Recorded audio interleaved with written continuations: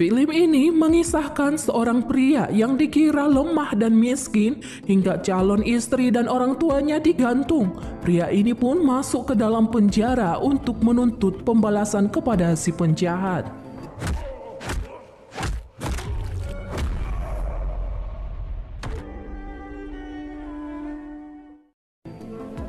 Film berjudul Warning 2 rilis Februari 2024. Di awal film, seorang pria bengis dan tak berperasaan dimasukkan ke dalam penjara. Namanya Geja. Tujuan Geja masuk ke dalam penjara untuk menghabisi Pama yang ada di dalam penjara ini. Di mana Pama adalah mantan atlet, ia menemui Baiji untuk mencari pekerjaan. Tetapi Baiji malah menyuruhnya untuk menghabisi nyawa Jaga. Dengan perintah Baiji, Pama pun menghabisi Jaga. Lalu putra Jaga bernama Sidaf, ia mencari Pama untuk menghabisinya. Kemudian Sidaf meminta bantuan ke salah satu menteri yang pernah ditolong oleh ayahnya untuk bisa duduk di kementerian. Tetapi si menteri ini menolak untuk membantu Sidaf. Sidaf pun mengincar putri si menteri. Sementara Pama, ia menghabisi Baiji untuk mengakhiri supremasi Baiji. Pama pun dimasukkan ke dalam penjara. Namun di dalam penjara, Pama berpura-pura sebagai pria lemah dan tidak bisa bertarung, apalagi menghabisi orang. Kemudian si menteri menuntut balas dendam atas putrinya yang dihabisi Sidaf. Menteri pun membayar seorang pencabut nyawa untuk menghabisi Pama dan Sidaf. Pria ini bernama Geja. Geja telah berhasil menghabisi Sidaf dan saat ini Geja masuk ke dalam penjara untuk menghabisi nyawa Pama. Geja dimasukkan ke dalam tahanan tertutup di bawah tanah karena ia dianggap tahanan berbahaya. Sebab Geja telah menghabisi banyak nyawa orang dengan keji.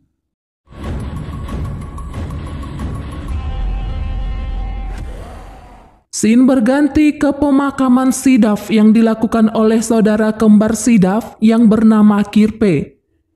Kirpe berjanji akan menghabisi Geja yang telah membuat saudara kembarnya tiada.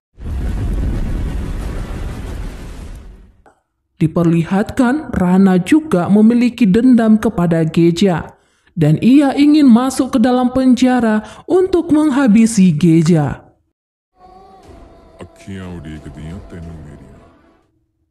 Scene kembali ke tahanan. Gela yaitu seorang gangster bayaran untuk menghabisi Geja di dalam penjara. Gela memiliki masa lalu yang tidak baik dengan Geja, di mana Geja telah mengambil daerah kekuasaan Gela. Tujuan Gela menghabisi Geja sebagai balas dendam atas kejadian di masa lalu. Di dalam penjara ini ada beberapa tahanan yang dianggap sangat berbahaya.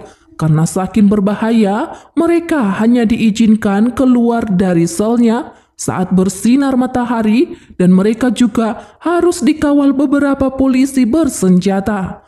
Ada juga tahanan yang tidak diizinkan keluar sama sekali dan ia hanya di balik jeruji sel bawah tanah. Karena hanya dengan satu pukulan saja, si tahanan berbahaya ini bisa menghilangkan nyawa orang. Seorang tahanan bernama Sunil yang merupakan satu kampung dengan Geja, ia menceritakan kisah Geja kepada Pama. Akan apa yang membuat Geja menjadi pria bengis, kejam dan tak berperasaan dalam mencabut nyawa orang.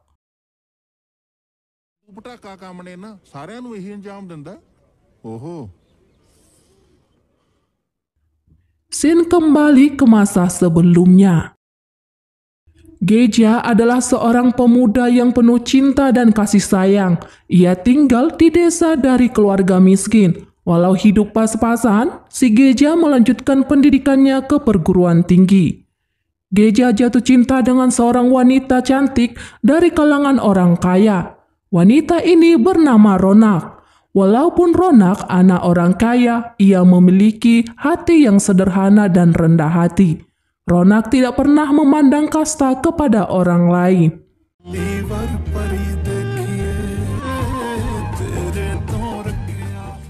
Geja dan Ronak sudah menjalin hubungan 4 tahun.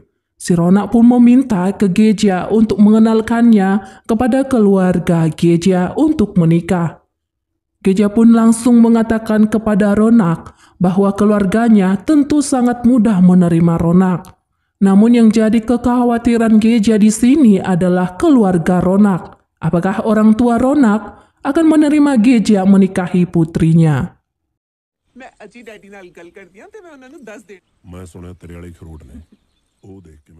Kemudian Ronak menceritakan kisah percintaannya kepada ayahnya.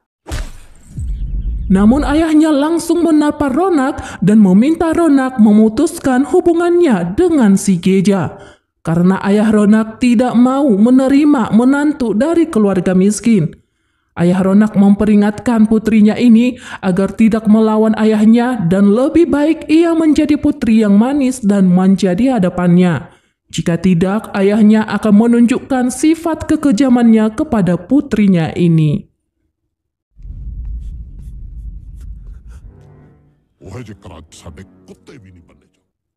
Lalu ayah Ronak bersama anak buahnya mereka datang ke rumah Geja. Pada saat itu, Geja tidak ada di rumah karena sedang kuliah. Kemudian ayah Ronak memperingatkan orang tua Geja agar putranya menjauhi putrinya karena kelas mereka jauh berbeda. Kemudian ayah Ronak menanyakan ayah Geja berapa luas tanah yang dimiliki Geja. Ayahnya pun menjawab 5 hektar. Ayah Ronak menanyakan supir pribadinya berapa luas tanah yang dimilikinya. Si supir menjawab 7 hektar. Ya jelas lebih kaya si supir.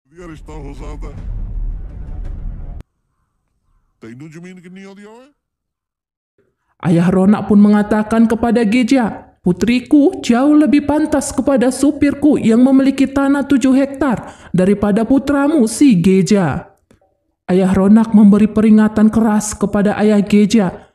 Jika ada yang memberontak, maka ayah Ronak tidak segan-segan menggantung nyawa orang.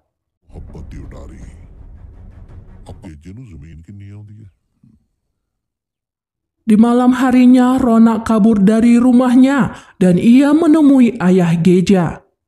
Ronak meminta kepada ayah Geja untuk menikahkannya dengan Geja.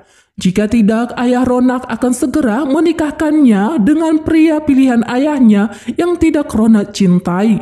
Ronak pun mengatakan bahwa ia sangat mencintai Geja dan ia harus memperjuangkan cintanya.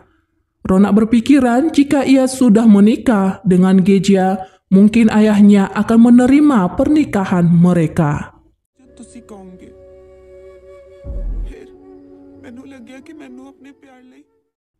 Geja dan Ronak pun menikah sah secara hukum. Ayah Ronak yang mendengar putrinya telah menikah dengan Geja, ia pun murka dan menuju rumah Geja. Kemudian ayah Ronak langsung menembak ibu Geja. Ia juga menembak ayah Geja.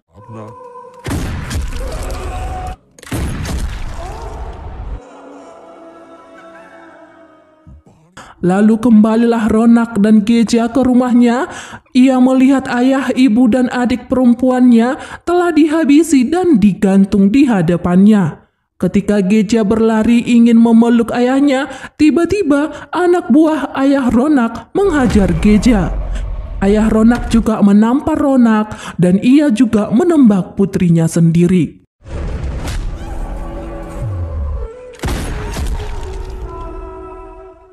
Ketika Geja berlari ke istrinya, ayah Ronak langsung menembak Geja. Geja berusaha berdiri, namun ayah Ronak menembak Geja lagi hingga ia tumbang di tanah.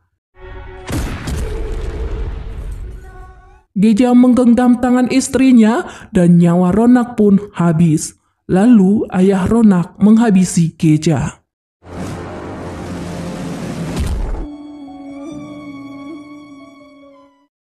Ayah Ronak mengira bahwa nyawa Geja sudah habis. Ternyata Geja masih selamat. Ia hidup kembali, namun dengan Geja yang baru, yaitu pria kejam yang tidak memiliki perasaan. Sejak saat itulah Geja menjadi gangster yang sangat berbahaya. Pama yang mendengar cerita Geja, ia pun menjadi takut kepada Geja karena ia tahu bahwa kedatangan Geja ke penjara ini untuk menghabisi nyawanya. Di siang hari bolong, Pama diam-diam menghabisi Sunil karena Sunil telah banyak melecehkan gadis-gadis sebelum ia masuk penjara. Sunil juga melakukan pelecehan kepada pria-pria di penjara.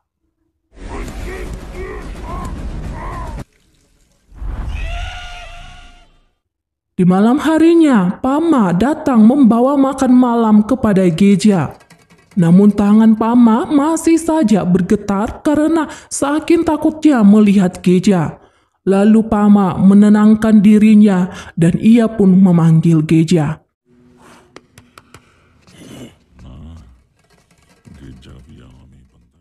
Pama langsung berterus terang agar ia jangan dihabisi oleh Geja.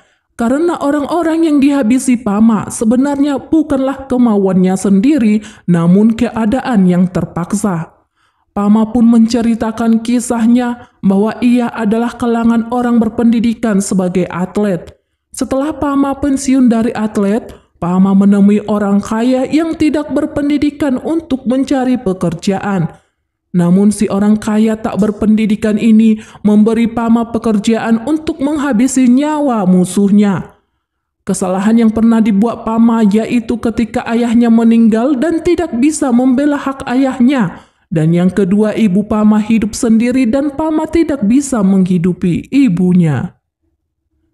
Pama memohon belas kasihan kepada Geja agar ia jangan dihabisi.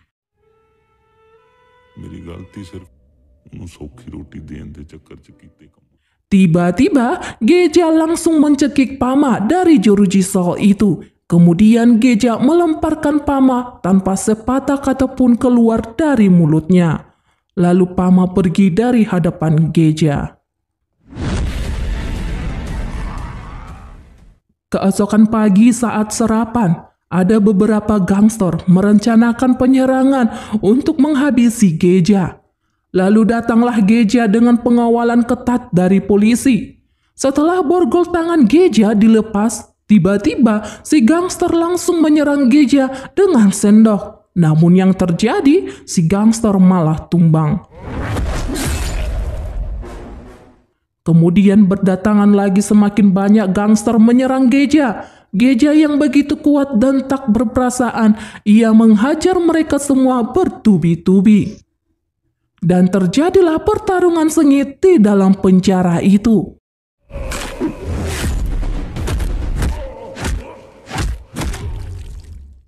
Lalu datanglah Gela, ia langsung memukul Geja berkali-kali. Namun Geja tak merasakan pukulan Gela. Dan Geja pun langsung menghajar balik Gela.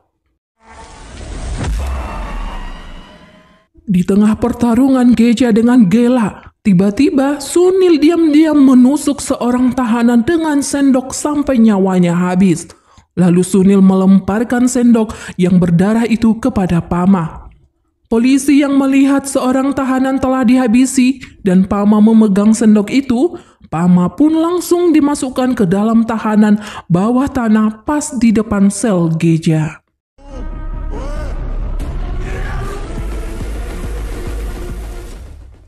Diperlihatkan Rana melatih tangannya cara menembak yang baik untuk menghabisi Geja.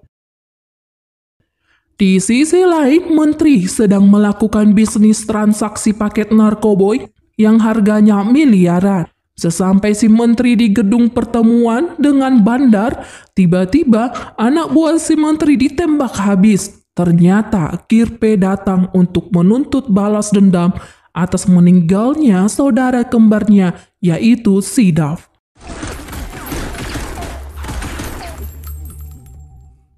Di mana si Menteri telah membayar Geja untuk menghabisi Sidav. Lalu Kirpe mengambil uang itu dari si menteri. Kemudian ia menembak si menteri dan si menteri terseok-seok untuk pergi menyelamatkan dirinya. Namun ia ditembak Kirpe lagi hingga nyawa si menteri ini habis. Good job. Sin kembali ke penjara. Diperlihatkan daftar nama tahanan yang paling berbahaya telah keluar untuk dipindahkan ke tahanan khusus agar mereka tidak membahayakan nyawa tahanan lainnya. Saat Pama melihat daftar tahanan itu, ternyata namanya ada bersama dengan Geja. Pama pun semakin khawatir bahwa ia akan semakin dekat dengan Geja dan Geja bisa saja memanfaatkan waktu itu untuk menghabisinya. Karena si Pama sudah ketakutan, ia pun menemui Geja dan bercerita seperti ini. Geja, kamu tahu setiap orang sudah ditakdirkan untuk mati. Sekalipun aku mengarahkan senjataku ke arah Jaga dan ia habis, memang itu karena sudah waktunya ia mati. Dan aku belum Tuhan takdirkan mati. Aku masih hidup sampai saat ini walau sudah 2 bulan orang-orang mengincar nyawaku. Sejak aku mendengar kisah hidupmu, aku menjadi takut padamu, Geja. Sebelumnya aku tidak pernah takut padamu. Tapi aku takut kepada kejujuran. Aku bersyukur memiliki ibu yang selalu mendoakanku dan aku berharap semoga kita bisa berbagi kesedihan kita. Tapi kita memiliki tujuan dan kereta yang berbeda. Aku hanya bisa memberikan doa ibuku kepadamu, semoga menyertaimu juga. Pama pun pergi dari hadapan Geja.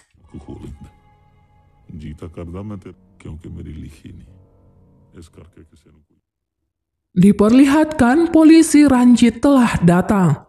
Polisi ini adalah ia yang akan bertanggung jawab dalam pemindahan tahanan berbahaya ini.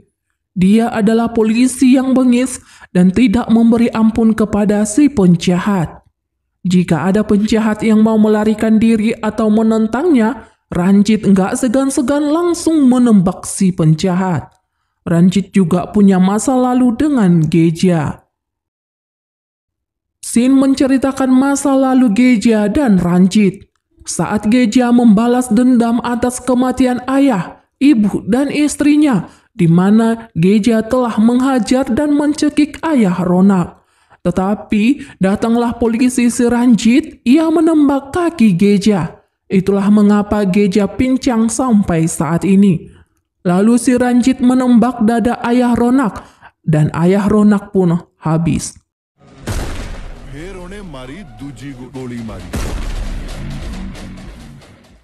Setelah polisi melihat amarah dendam Geja kepada ayah Ronak, polisi pun menggantung ayah Ronak bersama anak buahnya persis seperti apa yang dilakukan ayah Ronak kepada keluarga Geja.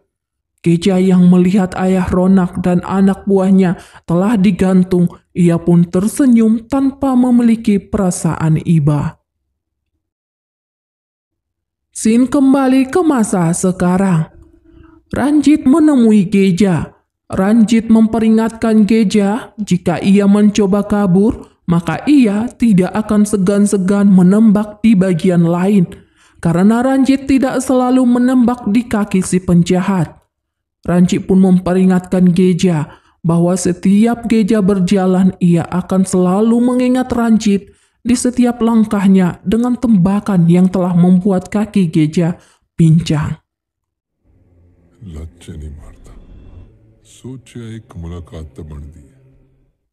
Di sisi lain, Rana mendapat kabar bahwa Geja akan dipindahkan ke tahanan lain dan ini adalah kesempatan Rana untuk menghabisi Geja saat di perjalanan. Kirpe juga mendapat kabar atas keperpindahan Geja ke tahanan lain. Semua tahanan yang paling berbahaya akhirnya dipindahkan ke tahanan khusus. Mereka diperiksa satu persatu, entah ada yang membawa benda-benda tajam untuk melarikan diri. Dengan pengawalan yang ketat, para tahanan ini pun masuk ke dalam mobil. छांट छांट के वेरी चुने जी ना कुक सुने ना रोला सुने जी Sementara Kirpe dan Rana, mereka menuju perjalanan Geja untuk menghabisi Geja. Setelah semua tahanan berbahaya mendapatkan kursi masing-masing di dalam mobil, ternyata polisi penjaga tidak memiliki tempat duduk lagi karena semua kursi sudah penuh. Tiba-tiba, Ranjit menembak salah satu tahanan itu dan ia mengatakan kepada polisi lain bahwa tahanan ini mencoba melarikan diri. Si polisi penjaga ini pun memiliki kursi duduk di mobilnya.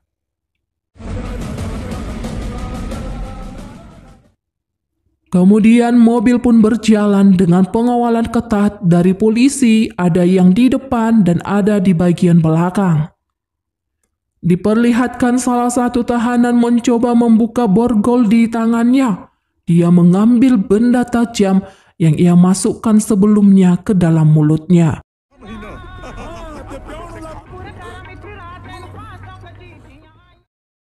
Sementara polisi abal-abal yang berjaga di dalam mobil ini, ia masih saja asik minum alkohol.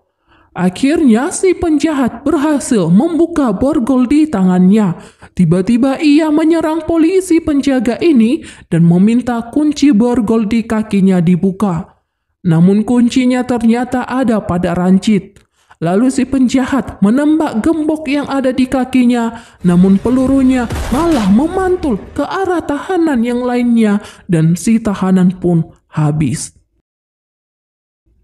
Mendengar suara tembakan itu, Ranjit pun datang.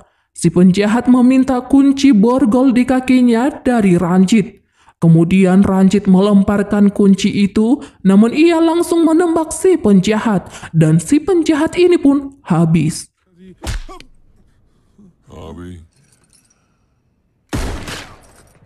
Kedua tahanan yang sudah tiada itu, tubuh mereka diikat di kursi dan mobil ini pun berjalan. Diperlihatkan mobil tahanan memasuki area no signal.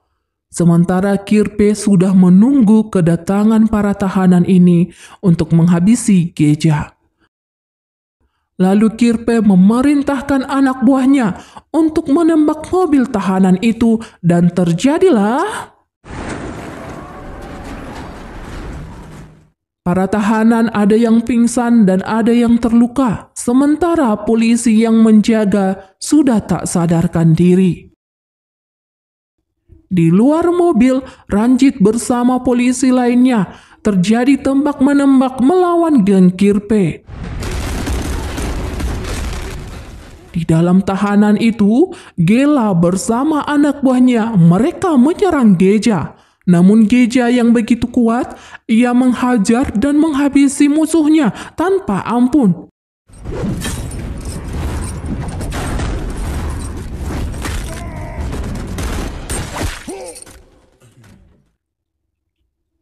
Lalu datanglah Gela membawa kapaknya. Ia ingin menyelesaikan Geja dengan kapaknya itu. Namun Geja menghalaunya. Ia malah menyelesaikan Gela duluan. Di sisi lain, Kirpe berhasil menembaki beberapa polisi. Kirpe pun menuju mobil tahanan untuk menghabisi Geja. Ketika Kirpe membuka pintu belakang mobil dan ingin menembak Geja, tiba-tiba si Pama melemparkan kapak ke arah Kirpe. Kirpe pun tumbang. Pama menyelamatkan nyawa Geja. Ketika Geja ingin menghabisi Pama, ternyata rantai di kaki Geja masih terborgol dan ia tidak bisa maju ke arah Pama. Lalu anak buah Kirpe membawa Kirpe yang sudah terluka pergi meninggalkan polisi dan para tahanan itu. Sementara mobil tahanan dan polisi sudah rusak dan beberapa polisi telah meninggal. Akhirnya mereka pun pergi menuju pemukiman warga. Kemudian si polisi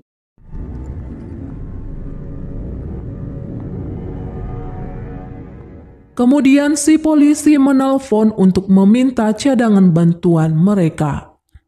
Sembari menunggu, para tahanan dan polisi pun beristirahat di rumah warga. Tiba-tiba ada sekelompok gangster menyerang mereka. Ternyata yang datang adalah Rana. Rana datang untuk mencari Geja. Rana pun memperingatkan Geja agar ia menyerahkan dirinya. Jika tidak, maka akan terjadi tembak-menembak yang memakan korban jiwa. Rana menghitung 1-10, namun Geja tidak muncul. Rana pun menembaki perumahan warga itu.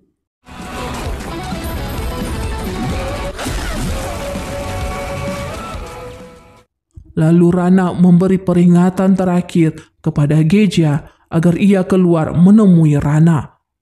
Polisi Ranjit pun mengizinkan Geja keluar. Geja pun keluar dan ia menunjukkan wajahnya pada Rana. Rana sangat senang melihat Geja akhirnya ia bisa membalaskan dendamnya. Lalu Rana membawa Abu mendiang ayahnya, yaitu ayahnya Ronak. Ternyata Rana adalah saudara Ronak atau saudara dari mendiang istri Geja.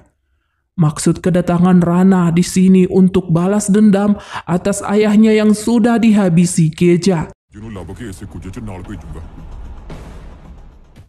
Pertarungan pun terjadi antara Rana dan Geja. Terlihat Rana sangat kuat dan beberapa kali ia berhasil menghajar Geja.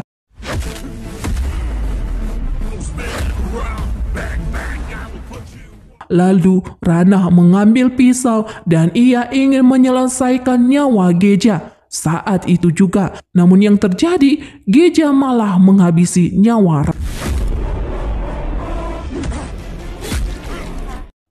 Sementara anak buah Rana tak berkutik melihat Geja.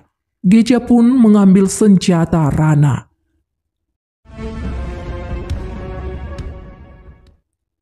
Di dalam rumah ternyata seorang tahanan ingin melecehkan seorang putri pemilik rumah, namun Pama langsung menembak si tahanan itu. Dan Pama juga minta maaf karena ada pria kurang ajar yang ingin menyakitinya. Pama pun pergi dari rumah itu. Maaf kari pen mergi, jeda itu syukur kar tungguli nal marga. Sementara polisi Ranjit, ia diserang 2 orang tahanan. Mereka ingin menghabisi Ranjit. Lalu Ranjit menembak satu penjahat itu. Namun satu penjahat lagi pelurunya sudah habis. Ranjit yang hampir kehabisan nafas dan ia hampir saja mati karena dicekik si penjahat. Tiba-tiba Geja menembak si penjahat itu dan ia menyelamatkan nyawa Ranjit. Tiba-tiba Geja menembak kaki Ranjit 2 kali. Ia melakukannya persis seperti apa yang sebelumnya Ranjit lakukan di kaki Geja. Namun Geja tidak menghabisi nyawa Ranjit dan ia tetap membiarkan Ranjit hidup.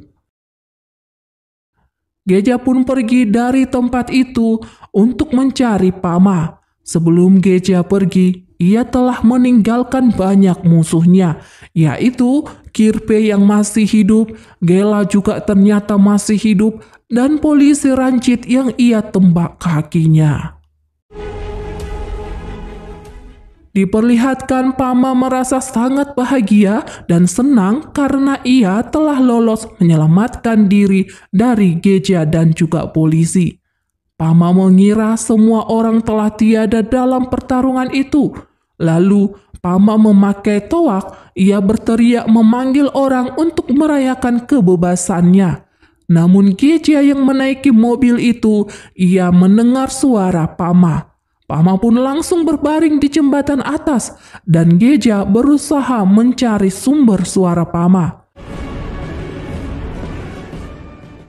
Cerita selanjutnya, Warning 3, dan film pun berakhir.